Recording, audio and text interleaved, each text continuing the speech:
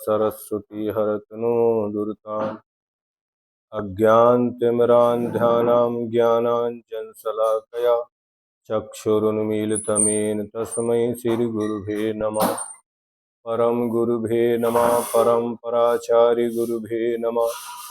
सकल कलश विध्वंसकं श्रेषां परिवर्धकं धर्म संबंधकं भव्य जीव मनः प्रतिबोधकारकामदं शास्त्रं श्री शमय उपदेश जी नामधेयम्।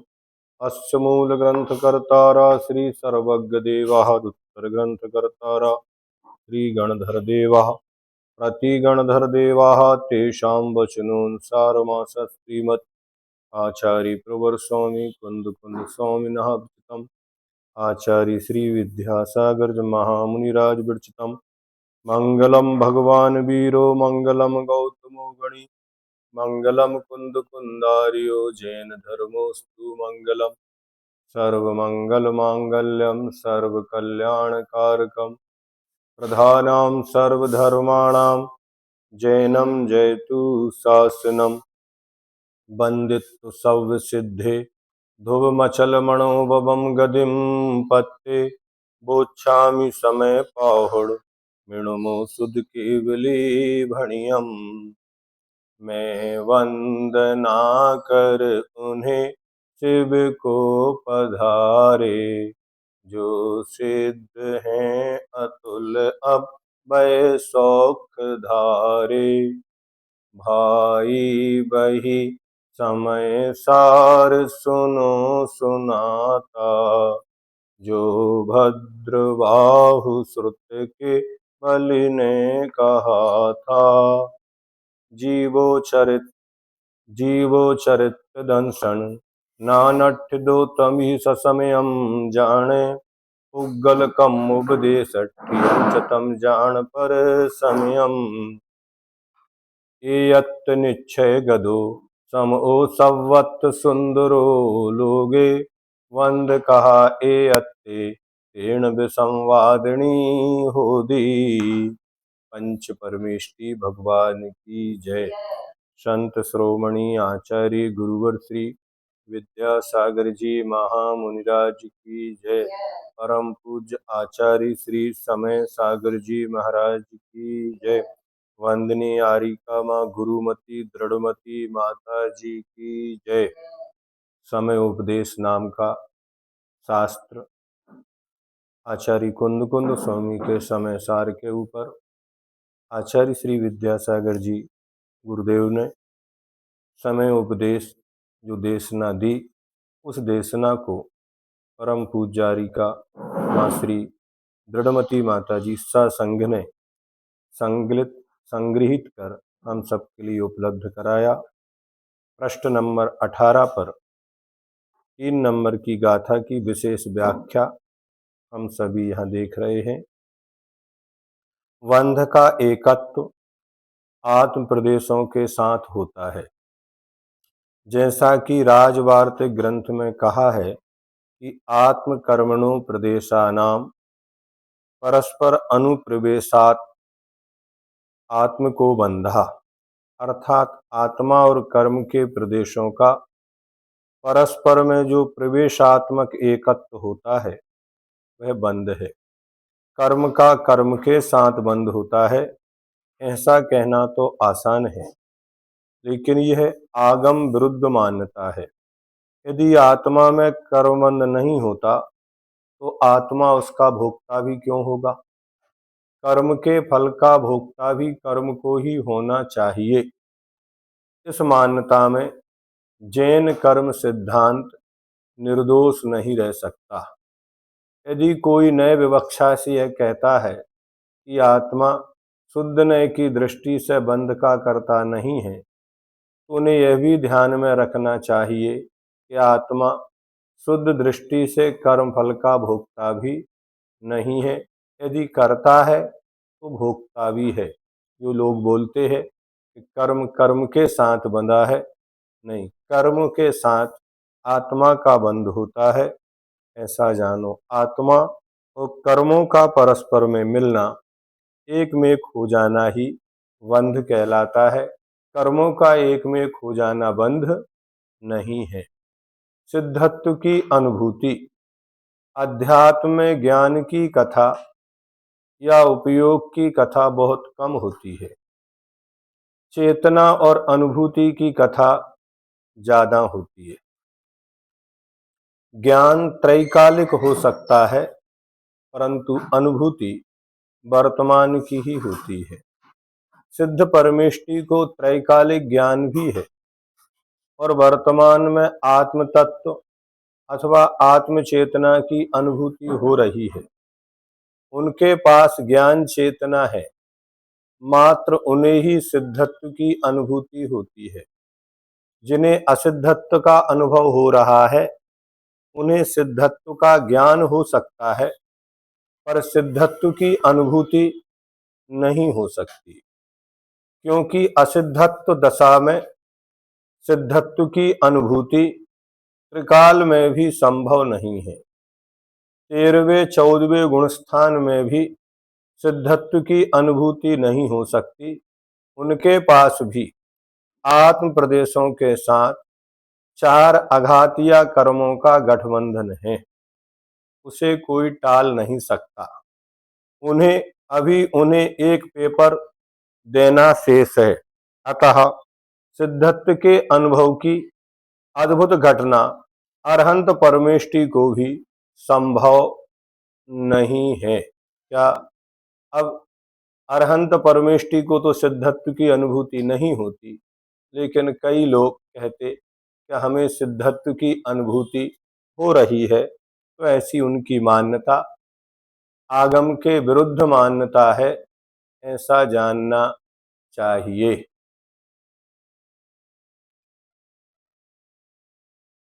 अनुभूति और ज्ञान में अंतर। कुछ लोग ज्ञान को ही अनुभूति मान लेते हैं। तो जैसे किसी बालक के हाथ में कोई खाद्य व्यंजन है, माना कि रसगुल्ला है। यदि कोई पूछे कि उसके हाथ में रसगुल्ला कैसा लग रहा है, अच्छा लग रहा है, आंखों से देखने पर अच्छा लग रहा है, या जिह्वा के स्वाद से अथवा सुगंधी से, स्पर्श करने से, या उसका नाम सुनने से अच्छा लग रहा है। इसके उत्तर में यदि कोई कहता है कि आंखों से देखने पर अच्छा लग रहा है, रसगुल्ला सामने है, देखने पर अच्छा भी लग रहा है, उसके बारे में जानकारी भी है, यह मीठा है, नासिका से सुगंधी भी आ रही है, हाथ में उसका कोमल कोमल स्पर्श भी है, बार बार उसका नाम सुनने में भी अच्छा लग रहा है। यह सब कुछ होते हुए भी बालक को रसगुल्ले का अनुभव हो रहा है क्या? नहीं हो रहा है। 19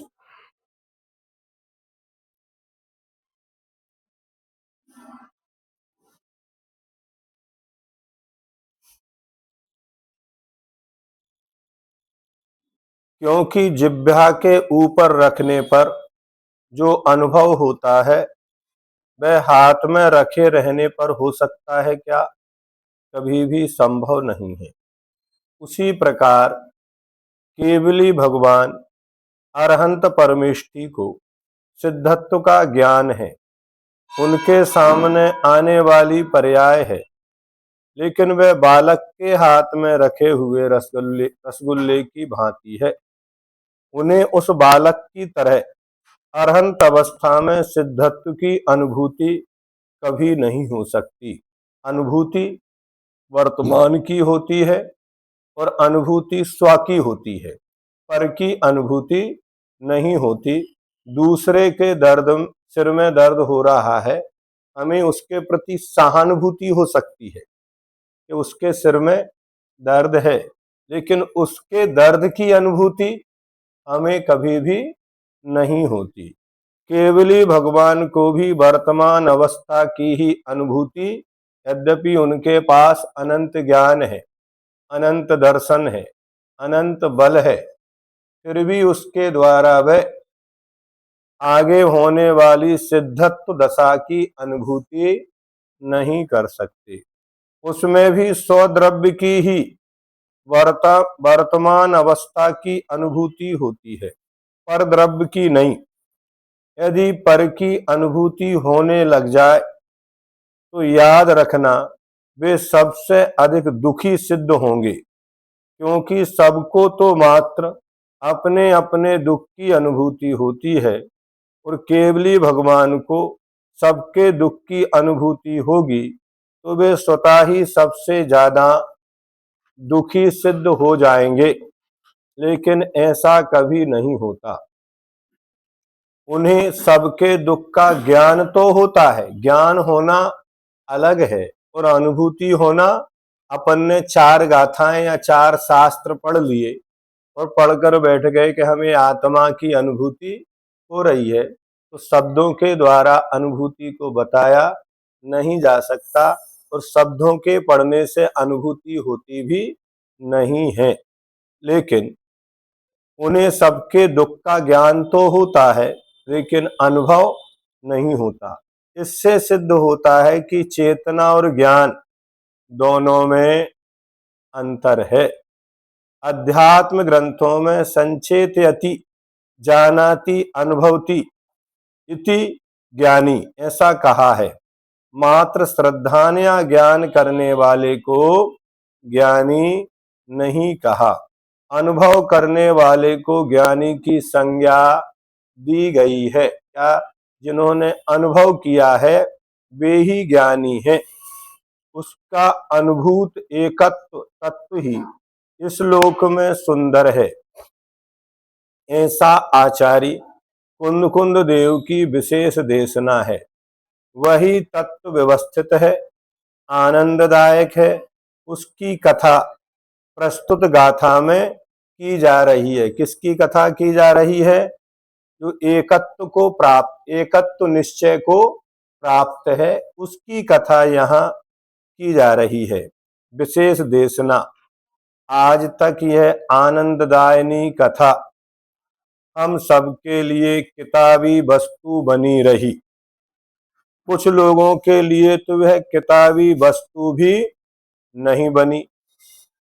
वे तो दुनिया की न्यूज पढ़ने में ही लगे हैं, कहाँ क्या हो रहा है, किसका क्या हुआ, ये ही मात्र अपन पढ़ रहे हैं।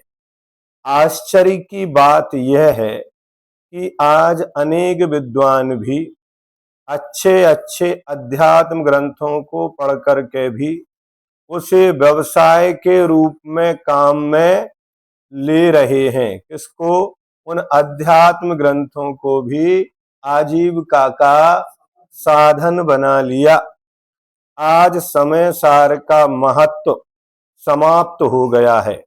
यह समय सार ग्रंथ व्यवसाय एवं अध्यवसाय का कारण नहीं है, यह तो स्वाध्याय की सामग्री है।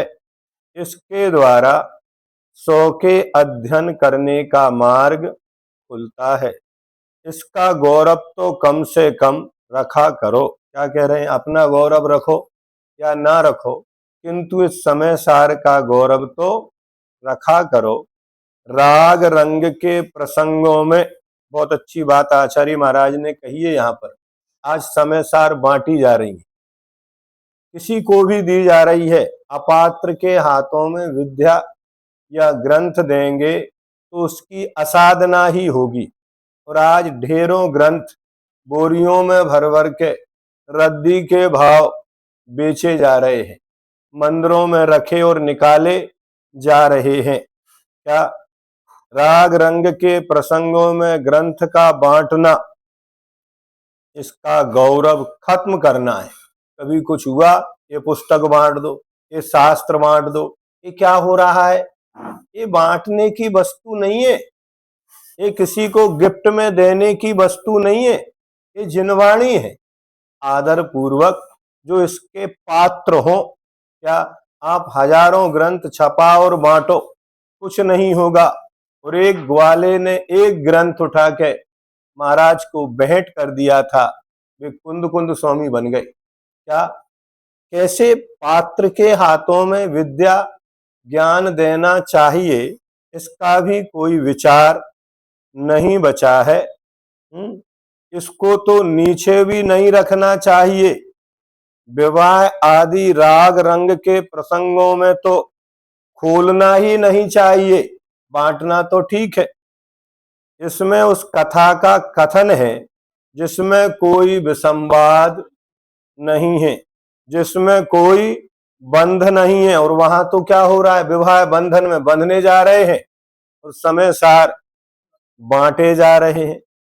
वह तो निर्बंध सुंदर संवाद रूप कथा का कथन करता है। समय सार ग्रंथ की महत्ता दृष्टांत, बाजार में अनेक प्रकार की दुकानें होती हैं, उनमें जो भी सामग्री होती है उनमें एक से एक दो दो वस्तुओं को दुकान के बाहर सैंपल के रूप में क्या करते हैं, रख देते हैं। जैसे नवीन नवीन अच्छी अच्छी साड़ियां आ गई तो कुछ साड़ियों को बाहर लटका देते हैं। बाजार के दिन तो आने जाने का मार्ग ही बंद जैसा हो जाता है। बर्तन भी बाहर रख लेते हैं। मक्का, गेहूं, बाजरा, मिठाइयां, फल सब्जी आदि सभी कहाँ आ जाते हैं, सड़क पर आ जाते हैं। लेकिन इस तरह रत्नों को हमने किसी बाजार में नहीं देखा। ये सब चीज तो रखते हैं, लेकिन सराफा बाजार जौहरी अपने रत्नों को कहीं कोई चौराहे पर रखते क्या।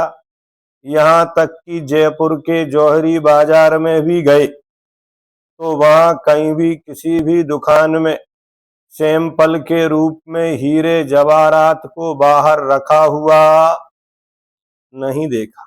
वहां तो जब कोई जौहरी की दुकान पर आता है तो पहले मुनीम को बुलाएंगे, उससे चाबी मंगवाएंगे। यहाँ तक कि जो अच्छे स्टोर होते हैं उनमें अंदर प्रवेश करने के लिए कार्ड लगते हैं, हर व्यक्ति वहां प्रवेश नहीं कर सकता।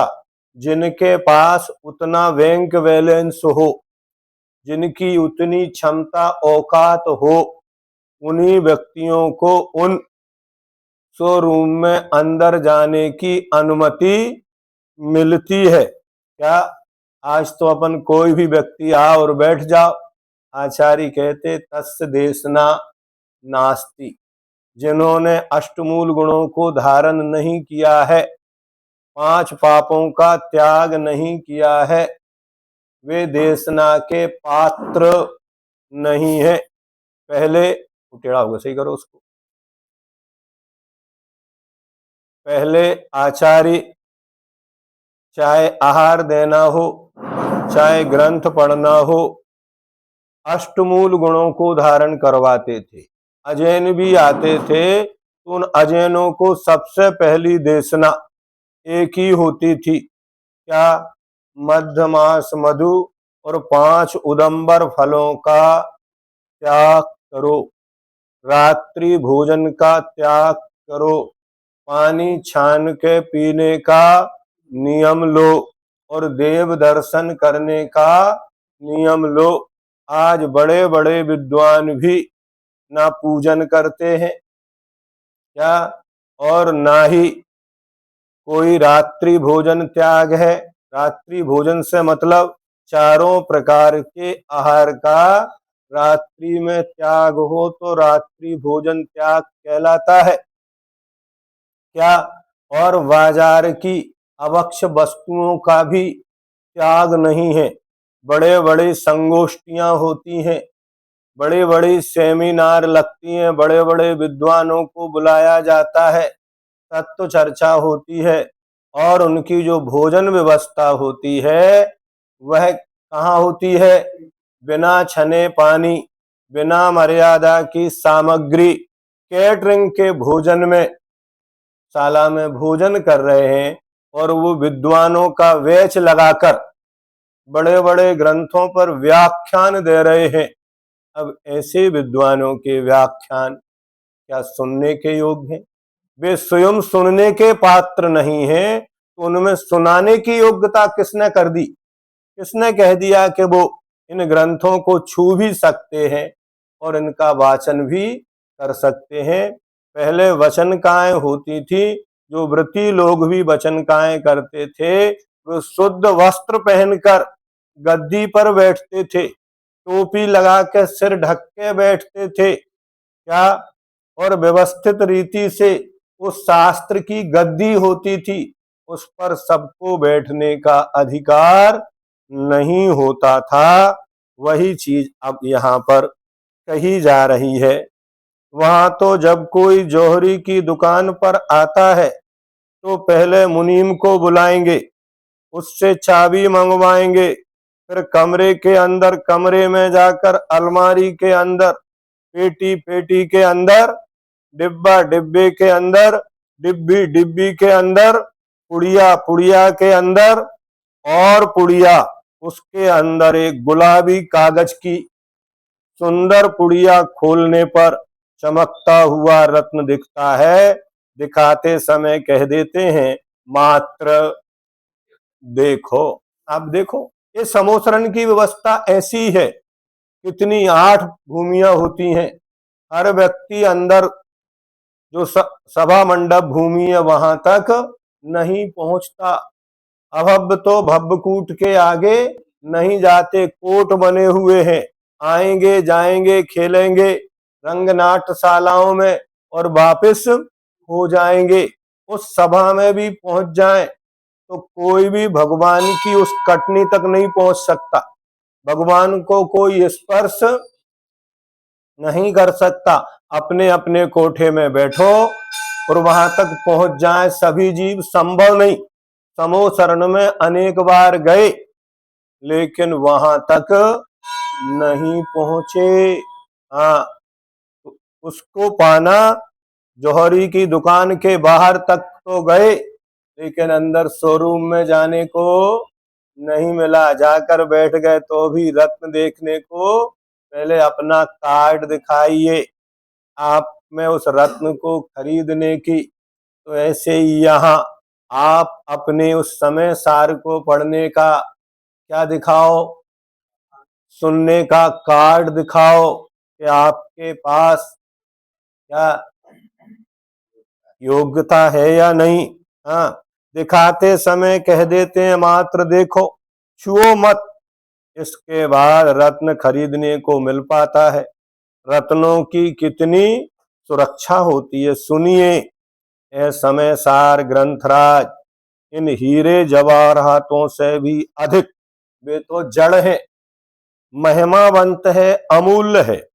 इसकी कीमत नहीं आंकी जा सकती। हम नहीं कह रहे, शब्द सा ऐसा ही लिखा हुआ है, मात्र हम उसको पढ़ रहे हैं। एकत्व निश्चयगत आत्म तत्व रूपी हीरे का कथन, जिसमें सुरक्षित है उस ग्रंथ की सुरक्षा, उसकी विनय भी कितनी अधिक अनिवार्य है, ये आप लोगों को ख्याल रखना चाहिए। आज यह सब क्या हो रहा है, समय सार जैसे अमूल ग्रंथ को शादी विवाह के अवसर पर बांटा जा रहा है और बच्चे भी उसको ग्रहण करते हैं।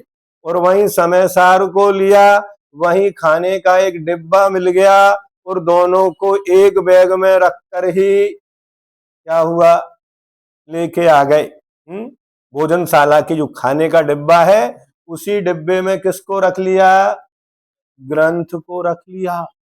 समय सार अध्यात्म शिविर लग रहे हैं, शिविर में मात्र 1 घंटे सुनने से इस आत्म तत्व की अनुभूति नहीं हो सकती, किंतु अभेद रत्नत्रय, निश्चय रत्नत्रय अथवा शुद्धोपयोग रूपी प्रयोगशाला में इसका अभ्यास करने पर ही अनुभूत हो सकता है। श्रद्धांत तो निद्रा अवस्था में भी रहता है, क्या सम्यक दृष्टि सोता कि नहीं सोता, सोते हुए भी श्रद्धान रहेगा कि नहीं रहेगा, रहेगा। कहीं कुछ भी कर रहा हो, श्रद्धान तो हर अवस्था में 24 घंटे हर समय बना रहता है। क्या शमशान में भी खड़े रहो तो श्रद्धान रहेगा क्या नहीं रहेगा? श्रद्धान तो रहता है? लेकिन अनुभूति का प्रयोग जागृत अवस्था में भी बहुत मुश्किल है। अनुभव एक क्षण के लिए भी होता है तो वह क्षण एक अमिट छाप छोड़कर जाता है।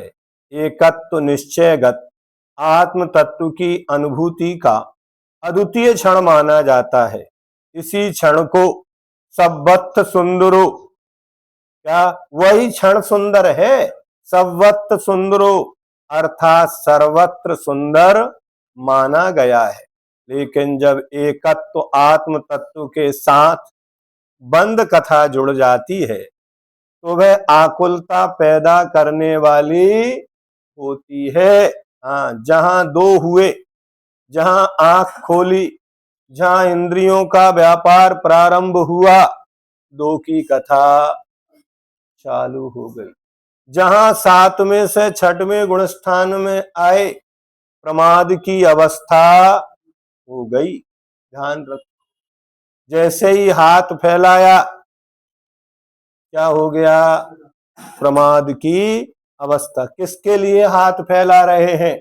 आत्मा के लिए तो है नहीं। किसकी चिंता? शरीर की। किसके लिए? इसलिए 10वें गुणस्थान तक बंद होता है। कहां?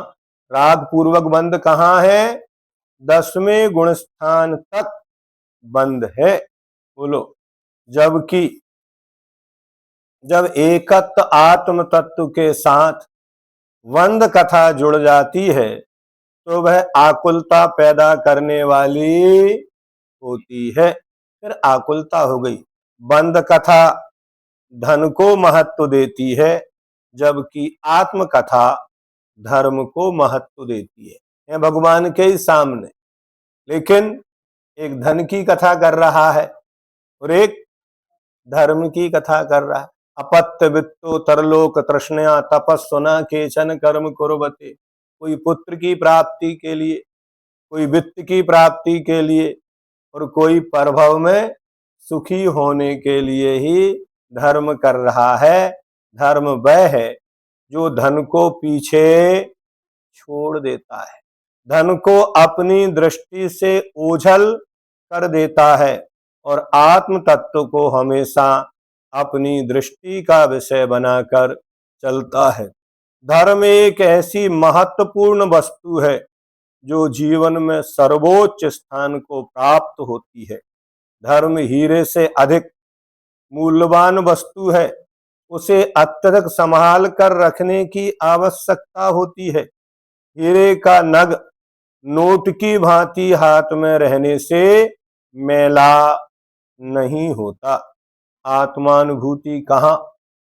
एकत्व निश्चयगत आत्म तत्व पर श्रद्धान होने के उपरांत उसका अनुभव करने का झटपट प्रयास होना चाहिए।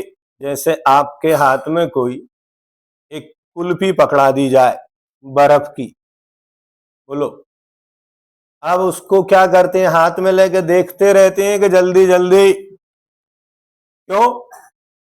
अगर आप उसको नहीं लेंगे तो वो गल जाएगी, नष्ट हो जाएगी।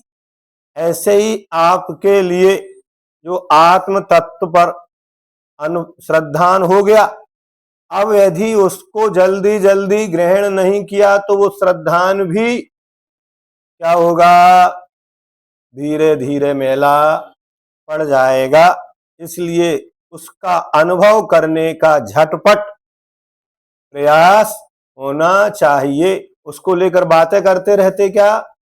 नहीं, है ना? लेकिन जब तक बंद कथा के साथ खटपट चलती रहेगी तब तक आत्मानुभूति का झटपट प्रयास नहीं हो सकता। अब अंदर तो वो ही चल रहा है जो अंदर बैठी है विषय कसाएं, कितने भी ऊंचाई तक कहीं तक भी पहुंचा दो, नहीं समझे ना? लेकिन फिर भी अंदर क्या है? वही भरा हुआ है कचरा। तो उपयोग बार बार कहाँ जाएगा? पुष्प डाल की तरह उन्हें क्या याद आएगा? अपनी एकाक्षी स्त्री को छोड़ के आए हैं तो बार बार उपयोग भटक के कहाँ पहुंच रहा है? वो बाहर से सब कुछ करे लेकिन अंतरंग में वही खटपट चलती रहती है। यहां तक कि बंद कथा के साथ उसकी मुख मुद्रा आत्म तत्व की अनुभूति की प्रयोगशाला की ओर भी नहीं हो सकती। पढ़ा हुआ एवं सुना हुआ विषय अनुभूत होने पर क्या होता है? स्थायी बन जाता है। तीर्थंकर के समो शरण में भी दिव्य धुनि द्वारा परोक्ष ज्ञान ही प्राप्त होता है। उसे साधक निर्विकल्प समाधि की प्रयोगशाला में प्रत्यक्ष अनुभूत कर सकता है। जितना भी केवली से मिलता है वो सब परोक्ष है, लेकिन जब वह वहां से बाहर निकल के ध्यान में आकर बैठते हैं तब उन्हें उसका प्रत्यक्ष अनुभव होता है। इसी ग्रंथ में आचार्य श्री कुंद कुंद देव स्वयं संबर अधिकार में आगे कहेंगे कि परोक्ष नाणे पवठंतम, अभी ये गाथा अपन ने पढ़ी थी कल, अर्थात कोई भी विद्वान परोक्ष ज्ञान में प्रवर्तित होते हुए आत्म तत्व को प्रत्यक्षवत हाथ में रखकर दिखा नहीं सकता। उपदेश के द्वारा आत्म तत्व का श्रद्धान मात्र होता है। क्या कितना भी उपदेश सुनो, केवली भगवान के उपदेश से भी आत्मा का श्रद्धान तो होगा लेकिन आत्मा की अनुभूति नहीं होगी। उसकी प्रत्यक्ष अनुभूति के लिए अभेद रत्नत्रय की प्राप्ति के पूर्व भेद रत्नत्रय का होना अनिवार्य है। जो व्यक्ति भेद रत्नत्रय के बिना अभेद रत्नत्रय के अनुभव की बात करता है, इसका अर्थ है कि वह ग्रस्त अवस्था में मुक्ति मार्ग को मान रहा है। क्या वो घर में रहकर भी मोक्ष मान रहा है?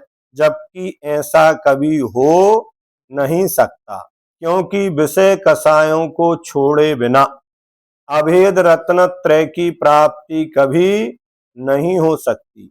यह बात अलग है कि आत्मानुभूति के समय महाव्रत आदि से सहित भेद रत्नत्रय नहीं रहता, किंतु वह निर्विकल्प समाधि में निश्चय रत्नत्रय या अभेद रत्नत्रय से युक्त हो जाता है। फलस्वरूप आत्मानुभूति रूपी नवनीत की प्राप्ति होती है। आप सभी जानते ही हैं कि दूध का दही जमे बिना, फिर दही मथे बिना नवनीत की प्राप्ति संभव नहीं है। गाथा में एकत्व निश्चयगत शब्द ही स्पष्ट अर्थ देता है कि जीव जब निर्विकल्प समाधि को प्राप्त होता है तभी शुद्ध अवस्था का अनुभव होता है। अभेद रत्नत्रय की प्राप्ति नहीं होने के कारण ही जीव आज तक आत्मानुभूति को प्राप्त नहीं कर पाया। फिर भी लोग घर में बैठे ऐसा प्रदर्शन करते हैं कि उन्हें जैसे शुद्ध आत्मा का ही आनंद आ रहा हो। ऐसा होता कि नहीं होता? देखने में मिलता है। जैसी दृष्टि वैसा दर्शन। वीतरागी रागी में भी वीतरागता का दर्शन करता है, लेकिन रागी वीतरागी में भी राग का अनुभव करता है।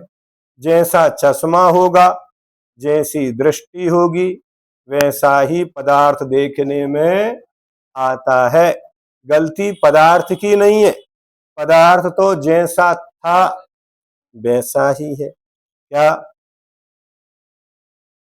एक महिला ने कपड़ा सूखने डाले और भीतर बैठे व्यक्ति ने कहा, देखो ये कपड़े कितने गंदे हैं। क्या तो उसने क्या किया? जो विंडो थी उस पर जो कांच लगा था उसको पोंछ दिया, साफ कर दिया। तो कपड़े गंदे थे या कांच पर धूल जमी थी? बताओ, धूल कहाँ जमी है?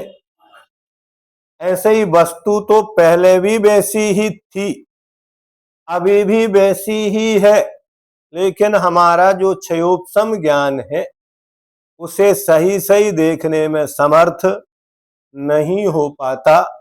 हमारी विंडो पर, खिड़की पर, कांच पर क्या जमा हुआ है? अज्ञान की धूल जमी हुई है। और जैसे ही वो अज्ञान की धूल हटती है तो हमें देखने में आ जाता है।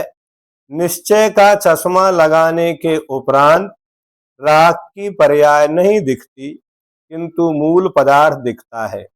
हीरे का नग भले ही कीचड़ में फंसा हो, लेकिन हीरे का नग तो हीरा ही माना जाता है। जौहरी उस समय कीचड़ से परहेज नहीं करता, वरन उसे उठाकर हाथ एवं नख को स्वच्छ करके हीरे का दर्शन कर लेता है। जौहरी की दृष्टि में एकमात्र हीरा दिखता है, क्योंकि हीरे की ओर ही उसका उपयोग रहता है। वो कीचड़ उस समय क्या हो जाती है? गौण हो जाती है। इसी तरह वीतराग दृष्टि वाले को सर्वत्र वीतरागता का दर्शन होता है। वह एकत्व निश्चय को प्राप्त सिद्धत्व का अवलोकन करता रहता है, इसलिए हर्ष विषाद नहीं करता। हर्ष विषाद करने से एकत्व की क्षति होती है, निश्चय दृष्टि लुप्त हो जाती है, वीतरागता भी क्या होती है? समाप्त हो जाती। हर्ष विषाद नहीं करने से यथावत शांति प्राप्त होती है। और अपन संसारी प्राणी 365 दिन 24 घंटे प्रति समय किसमें जीवन व्यतीत हो रहा है? बोलो। या तो अपन प्रसन्न है या दुखी है। क्या कर रहे हैं? क्या करने आए थे? आए थे हरि भजन को, ओटन लगे कपास। क्यों? क्योंकि अपन वस्तु के परिणमन को नहीं जानते। आपके मानने से किसी भी वस्तु का परिणमन रुक सकता है क्या? परिणमन अपने अधीन नहीं है। प्रत्येक द्रव्य का परिणमन स्वतंत्र रूप से चल रहा है। हम उसको जान तो सकते हैं, लेकिन उसके परिणमन को रोक नहीं सकते। लेकिन हमने जैसा सोचा वैसा वैसा हो रहा है तो हम प्रसन्न हैं, और जैसा हम सोचते वैसा नहीं हो रहा है तो हम दुखी हैं। हम प्रत्येक व्यक्ति वस्तु को अपने अनुसार क्या करना चाहते हैं? आप कहो कि आपके पास बैठ बैठ जा, तो बैठ जाए तो आप खुश है। आपने कहा बैठ जाओ, अगर वो नहीं बैठा तो हमारी बात नहीं मानता। अब आपकी बात आप ही नहीं मानते तो दूसरा क्या मानेगा? कौन किसकी बात माने? क्यों माने? सोचिए। सबके अपने अपने लक्ष्य, अपने अपने गंतव्य। हमें लगता है हम साथ चल रहे हैं, साथ रह रहे हैं, लेकिन हम सबकी मंजिल अलग अलग है। लक्ष्य भले ही एक ही ट्रेन में बैठे हैं, क्या एक ही स्टेशन से बैठे हैं, क्या एक ही स्टेशन पर उतरेंगे, क्या एक ही प्रयोजन से यात्रा कर रहे हैं? दिग्देशेभ्यः खगा इत्य संवसन्ति नगे नगे सौ सौ कारी बसाद्यन्ति देशे दिक्षु प्रगे प्रगे। जब जिसका काम हो जाता है उठ के चल देता है। अब आप कहते हैं, आप उससे राग कर बैठते हैं, उससे बात करना चाहते हैं, उसके पास बैठना चाहते हैं, और वो कहता है भाई अब हमारा तो समय पूरा हो गया। समय पूरा होने के बाद कोई भी एक सेकंड के लिए भी रुक सकता है क्या? नहीं रुक। अब नहीं रुका, चला गया। अपन क्या कर रहे हैं? दुखी हो रहे हैं, रो रहे हैं। उसके जाना दुख का कारण नहीं है। आपने उससे जो रागात्मक संबंध स्थापित किया, आपका राग ही आपको दुख दे रहा है।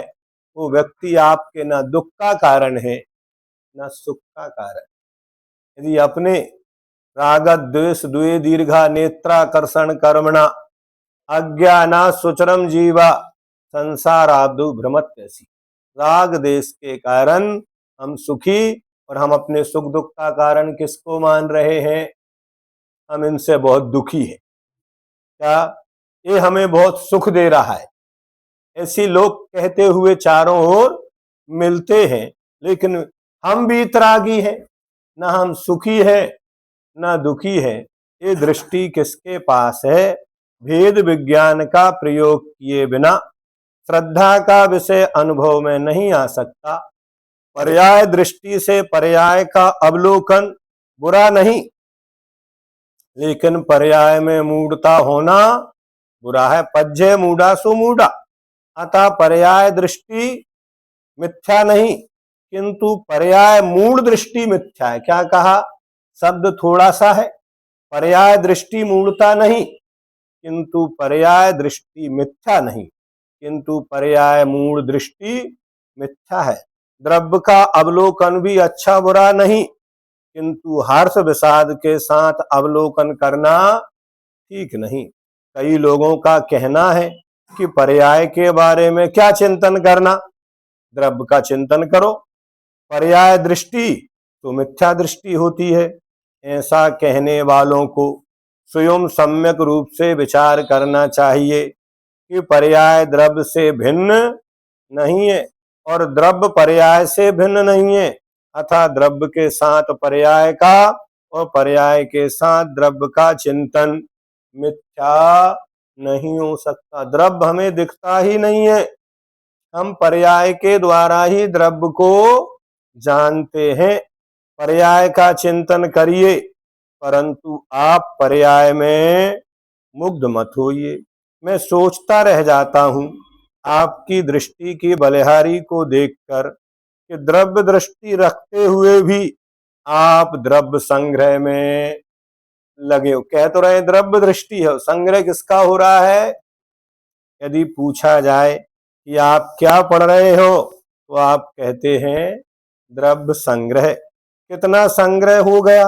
हो ही रहा है, ऐसा जवाब मिलता है। अतः द्रव्य दृष्टि रखने मात्र से सब कुछ नहीं होता, और पर्याय दृष्टि मात्र से भी बंध नहीं होता। पर्याय मूर्ता के कारण बंध होता है।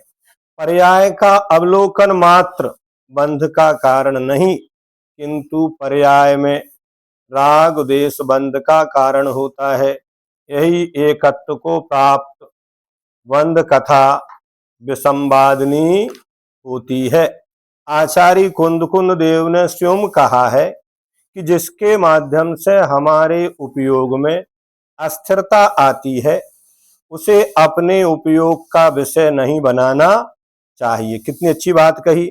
जिसके माध्यम से हमारे उपयोग में क्या आती है? मान लो किसी व्यक्ति को देखकर क्रोध आता है, उसको याद नहीं करो। किसी व्यक्ति को देखकर रोना आता है, तो उसे याद नहीं करो। अपने उपयोग का विषय नहीं बनाना। हालांकि ये निश्चित नहीं है कि प्रत्येक वस्तु उपयोग को गाफिली कर दे, लेकिन गाफिल होने की संभावना जरूर रहती है, क्योंकि नौ कर्म के द्वारा कर्म का बंध होता है। शोध छात्र के लिए कोर्स की किताब नहीं होती, उसका पुस्तकालय में जाकर भी अपने शोध के विषय की ओर ही ध्यान एकाग्र रहता है। वहां वह पुस्तकों में अपने विषय का चयन कर लेता है, और जिन पुस्तकों में जहां प्रकरण मिलता है उसको ले लेता है। शेष पुस्तकों एवं प्रकरणों से उसका कोई प्रयोजन, जो सार होता है, उसको ग्रहण कर लेता है। अतः अन्य विषयों की ओर उसका ध्यान ही नहीं जाता, क्योंकि उनसे उसे कोई प्रयोजन नहीं होता। इसी तरह रत्नत्रय के आराधक रत्नत्रय की आराधना में स्थिर रहते हैं, अन्य पदार्थों की ओर उनका ध्यान ही नहीं जाता। अतः उनके पर पदार्थों के निमित्त से होने वाला राग देश भी नहीं होता। जिनके पास परिग्रह नहीं होता, वह व्यक्ति कहीं भी चला जाए, उसे स्वामित्व बुद्धि नहीं होने के कारण राग देश नहीं होते। जैसे कि शोध छात्र कहीं भी चला जाए, उसका ध्यान शोध विषय पर ही एकाग्र रहता है, अन्यत्र नहीं। क्योंकि गृहस्थ को पर पदार्थों के प्रति स्वामित्व बुद्धि होती है, अतः उसको उनके निमित्त से राग देश आदि विकल्प भी होते हैं। यदि चोरी हो जाए तो कोर्ट में केस करता है, जबकि मुनिराज के उपकरणों को यदि कोई उठा ले तो क्या वे केस करते हैं? नहीं, क्योंकि वे उन उपकरणों के प्रति भी स्वामित्व बुद्धि नहीं रखते। देखो, अगर ये गाथाओं को अपन सही पढ़ लेना तो जीवन में कोई किसी प्रकार के लड़ाई झगड़े नहीं होंगे। गृहस्थ की तो एक चवन्नी भी कोई उठा ले तो एन केन प्रकार उसे प्राप्त करने का प्रयास करता है। अतः तिलतुष मात्र भी परिग्रह रखने वाला व्यक्ति तीन काल में एकत्व निश्चय प्राप्त आत्म तत्व की प्राप्ति नहीं कर सकता, क्योंकि एकत्व निश्चयगत आत्म तत्व की अनुभूति निर्विकल्प दशा में होती है। निर्विकल्पता अपरिग्रहता पर निर्भर है। परिग्रह का अर्थ मात्र बाह्य पदार्थों का संचय नहीं, किंतु अध्यात्म ग्रंथों में मूर्छा को परिग्रह कहा गया। हाँ, इतना अवश्य है कि मूर्छा भाव वस्तु के प्रति होता है, लेकिन वस्तु हठात मूर्छा को उत्पन्न नहीं करती। अन्यथा आकाश के साथ भी मूर्छा होनी चाहिए। आकाश के प्रति किसी को मूर्छा नहीं होती, क्योंकि उसके साथ किसी का स्वामित्व नहीं होता। पदार्थ के साथ स्वामित्व होने के कारण उसके वियोग में रोना, शोक करना, चिंता आदि विकल्प रूप आर्त ध्यान होता है। जो व्यक्ति एड़ी से लेकर चोटी तक आपाद कंठ परिग्रह से लदा हो, उसे यह कहना तो आसान होता है यह परिग्रह हमारा, लेकिन यदि कोई एक अंगूठी भी उतारना शुरू कर दे तो फिर देख लो क्या होता है। उस समय कोई भी विकल्प हो सकता है, उसे मारने का भाव भी हो सकता है, उसे कुछ अपशब्द भी कहे जा सकते हैं, उसके प्रति क्रोध भी आ सकता है। जबकि क्रोध का निमित्त या वातावरण मिलने पर भी क्रोध नहीं करना, यही एकत्व निश्चयगत सर्वत्र सुंदर आत्म तत्व की परिणति होती है। हाँ, बनारसी दास सब नहीं बन सकते। चोर ने कपड़े की गठरी बांधी और उठा के उसके सिर पर रखवा दिया। हाँ, बंद कथा के साथ, क्योंकि उन्होंने समय सार नाटक पढ़ा था, उन्होंने समय सार को जिया था। संसार बंद कथा के साथ तन्मयता, संसारी प्राणी का बंद के साथ एकत्व है, बंद कथा के साथ तन्मयता है। तन्मयता के कारण ही किसी इष्ट पदार्थ के संयोग होने पर और वियोग होने पर विषाद होता है। संयोग होने पर गदगद हो जाता है, फूल जाता है, और वियोग होने पर सब कुछ भूल जाता है। महातृष्ट वस्तु का ख्याल रहता है, उसके वियोग में शरीर भी सूखने लगता है। क्या महाराज से आशीर्वाद लेने जाता है, महाराज आशीर्वाद तो दे दो, किस बात का? शरीर सूख रहा है। क्यों? खाते पीते नहीं हो क्या? नहीं महाराज, खाया ही नहीं जाता। क्यों खाया गया? क्यों, क्या हो गया? गला बंद हो गया क्या? नहीं महाराज, गला तो खुला है, लेकिन भोजन गले से नीचे नहीं उतरता। तो फिर गले को हाईवे जैसा चौड़ा बना लो। अच्छा, ये बताओ कब से नहीं उतरता? मैं कहता है महाराज, जब से मेरी प्रिय वस्तु का वियोग हुआ है। हाँ, ऐसा देखने को मिलता। एक दादी की चैन चोर ले गए झपट के, तो दादी ने खाना पीना भी छोड़ दिया। अब बेटों को चिंता हुई क्या करें, और दादी ने रट पकड़ ली, हमें वही चैन चाहिए। कौन सी? जो चोर ले गया। अब चोर का पता ही नहीं है। तब बेटों ने 2 चैन बनवाई, वैसी ही उसी रंग की, उसी वजन की, उसी नाप की, और पुलिस को दी गई 2 चेनें, और उनसे ये कहलवाया गया कि आप कहना हमने चोर को पकड़ लिया, और दादी आपकी चेन मिल गई। ऐसा करने के लिए पुलिस वालों को भी 1 चेन और देना पड़ी। क्या करना पड़ा? जब वो चेन मिल गई तब दादी का भोजन पानी हो पाया। कितनी तन्मयता है, कितनी एकाग्रता है उन जड़ पदार्थों से। बोलो, तब से यह हालत हो गई। महाराज कहते हैं कुछ वस्तु के अतिरिक्त इतना सारा वैभव नहीं है क्या? क्या कहानी आती है, भेड़ चराने वाला जिसके पास हजारों भेड़ होती है, अगर एक भेड़ खो जाए तो क्या करता है? वो सारी भेड़ों को छोड़कर वो एक भेड़ को ढूंढने चला जाता है। भले वो सारी खो जाए, लेकिन एक की रट है, उसको ढूंढ के लाएगा। ये तो है ही, पर वह तो चला गया। बताइए क्या गति होगी? हम नहीं जानते, भगवान ही जाने। तुम नहीं जानते, हम क्या जाने महाराज। हमें तो कुछ समझ में नहीं आ रहा।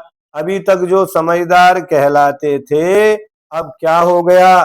मैं कहता है महाराज, आज समझ में आया कि मैं वस्तुतः समझदार नहीं था। अच्छे अच्छे छायक सम्यक दृष्टि भी। रामचंद्र जी जब सीता का अपहरण होता है तो नदी नाले वन पर्वतों से पूछते हैं। जब लक्ष्मण को शक्ति लगती है तो वह भी अग्नि में प्रवेश करने का भाव कर देते हैं। इसलिए संयम अलग है और सम्यक्त अलग है। कभी भी सम्यक्त के साथ ये अनुभूति नहीं हो सकती। अब क्या हो गया? वह कहता है महाराज, आज समझ में आया कि मैं वस्तुतः समझदार नहीं था। यदि समझदार होता तो वस्तु को, इस वैभव को अपना नहीं मानता, फिर ये वियोग भाव नहीं होता। भीतर भूख लगने पर भोजन अपने आप गले से नीचे उतर जाता है। ध्यान रखो, भूख नहीं तो पानी भी नहीं उतर सकता। बस यही है बंद कथा के साथ तन्मयता, जिसमें सारे संसारी लोग जी रहे हैं। यही तो है संसार। बंध के क्षेत्र में एक साथ तन्मयता का कोई प्रसंग नहीं होता। दो के साथ तन्मयता मोह के कारण होती है, वही बंध का कारण होती है। शरीर के साथ अपनी आत्मा की तन्मयता स्वीकार करना ये मोह की बलिहारी है। यही बंध कथा विसंवादनी है और असत्य भी है। बंध के साथ अभूतार्थ, अबंध दशा के साथ भूतार्थ का प्रयोग किया गया है। पर पदार्थों के साथ तन्मय होना, यही हमारी गलती है, पदार्थ की नहीं। पदार्थ में तन्मयता का प्रभाव नहीं पड़ता, किंतु मन पर उसका प्रभाव पड़ता है। जैसे कि यदि आप हीरे को तिजोरी में न रखकर बाहर रख देते हैं तो वह कभी नहीं कहेगा कि आपने मुझे खरीदा और यूं ही बाहर रख दिया। लेकिन आपके मन पर कितना प्रभाव पड़ता है। स्वप्न में भी याद आ जाता है कि मैंने हीरा खरीदा था और भूल से बाहर ही रखा छोड़ दिया।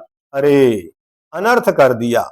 उसी समय रात्रि के 12 बजे भी उठकर देखता है, हीरे को ढूंढता है और मिल जाने पर सोचता है कि चलो अच्छा हुआ, अनर्थ टल गया।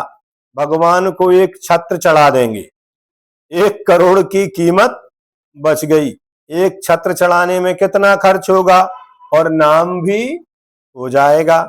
यह तन्मयता का ही प्रभाव है। आचार्य महाराज व्यंग में अपन सबको शिक्षा दे रहे हैं कि भले ही दोनों द्रव्य भिन्न हैं, किंतु मोह के कारण यह मेरा है, मैं इसका स्वामी हूँ, इस प्रकार भाव बना रहता है।